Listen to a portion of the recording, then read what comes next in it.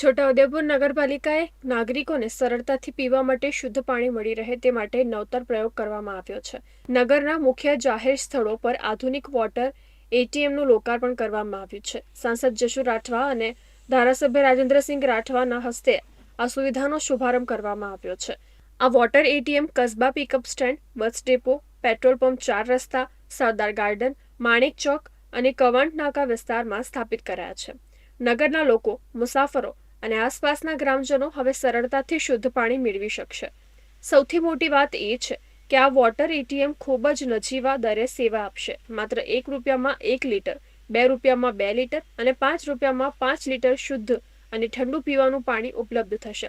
છોટાઉદેપુર નગરપાલિકાનો આ નિર્ણય જન સુખાકારી તરફનું એક ઉત્તમ પગલું હોવાનું માનવામાં આવી રહ્યું છે. અમારા દ્વારા માગણી કરવામાં આવેલી ને એ માગણી એમને પૂરી કરી અને આજે આ છોટાઉદેપુર શહેર સહિત અહીંયા આ પિકઅપ સ્ટેન્ડ છે એટલે કવાંટ વિસ્તારના જે પ્રવાસીઓને પણ અહીંથી ફાયદો થશે, શહેરના લોકોને તો ચોક્કસ થવાનો જ છે.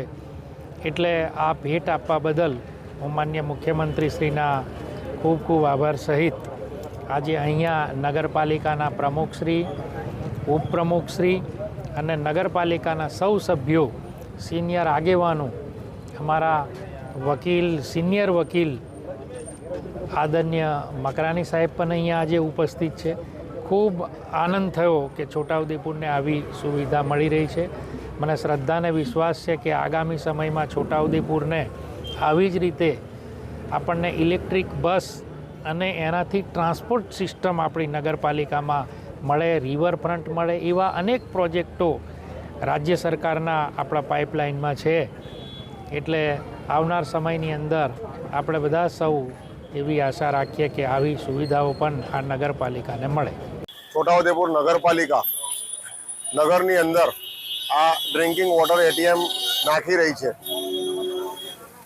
હું છોટાઉદેપુર નગરપાલિકા વતી આપણા લોકલાડીલા સાંસદ સભ્યશ્રી અને ધારાસભ્યશ્રીનો આભાર વ્યક્ત કરું છું.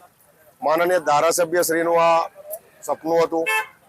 એક લગ્ન પ્રસંગમાં આની માંગણી કરેલી અમે, અને સાહેબે આનું ખૂબ ગંભીરતાપૂર્વક આ વિષયને વિચારીને સરકારમાં રજૂઆત કરી ને આ ડ્રિંકિંગ વોટર એટીએમ છોટાઉદેપુર નગર માટે જે લાવ્યા છે તેમનું આ પ્રસંગે છોટાઉદેપુર નગરપાલિકા અને છોટાઉદેપુર નગર વતી ખૂબ ખૂબ આભાર વ્યક્ત કરું છું. અને નગરજનોને મારી અપીલ છે કે આ ડ્રિંકિંગ વોટર એટીએમને ઉપયોગ કરે, એની સાથે સાથે એની જાળવણી પણ કરે, એનો દુરુપયોગ ના થાય એનું ખાસ કાળજી રાખે. આભાર.